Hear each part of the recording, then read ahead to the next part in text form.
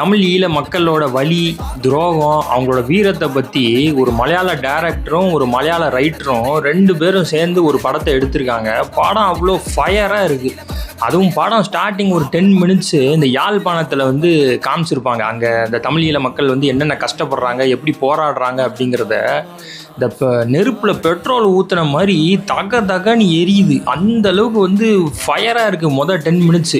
அதுவும் ஆர்யாவோட அந்த ஆக்ஷன்லாம் பார்த்தா வேறு லெவலில் இருக்குது. அவர் அந்த தமிழ் ஈழ மக்களோட வலியையும் அதே நேரத்தில் அந்த வீரத்தையும் அவர் வந்து அந்த முதல் 10 நிமிஷத்தில் வந்து கொண்டு போகிறாரு.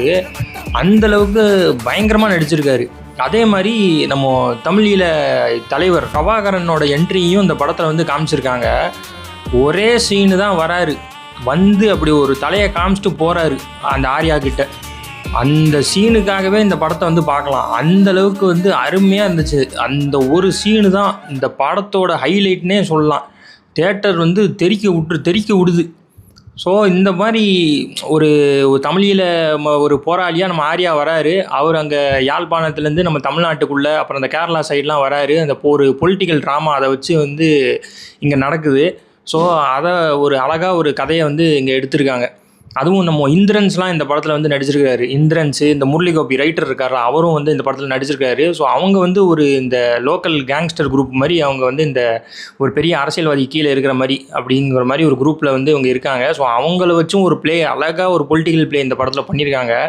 இந்த படத்தில் வந்து எதையுமே குறை சொல்ல முடியல. எல்லாமே இந்த படத்தில் வந்து ஒர்த்தாக இருக்குது. மொதல் ஹாஃப் வந்து பயங்கரமாக இருந்துச்சு. செகண்ட் ஹாஃப் நல்லா அழகாக கொண்டு போய் படத்தையும் சூப்பராக முடிச்சு வச்சுருக்காங்க.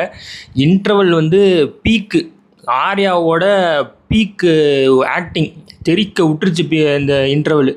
இந்த படத்தெல்லாம் வந்து இன்னும் நல்லா ப்ரமோட் பண்ணியிருக்கலாம் தமிழில். ஏன்னா கேரளாவில் வந்து இந்த படம் நல்லா ஓடிக்கிட்டு இருக்குது இப்போ. ஏன்னா இது தமிழ் படம் தான், கிட்டத்தட்ட வந்து தமிழ் டப்பிங்கும் இருக்குது. கேரளாவில் இப்போ அந்த மலையாளம் பேசுகிறவங்களுக்கு வந்து தமிழ் டப்பிங் இங்கே கொடுத்துருக்காங்க. ஸோ இது தமிழ் படம் மாதிரி தான் இருக்குது. டிஃப்ரென்ஸே ரொம்ப தெரியல. இந்த படத்தெல்லாம் வந்து இன்னும் நல்லா ப்ரமோட் பண்ணியிருந்தா ஆர்யாவுக்கு வந்து இது வந்து ஒரு பயங்கரமான ஒரு படமாக இங்கே வந்து தமிழ்நாட்டில் அமைஞ்சிருக்கும்.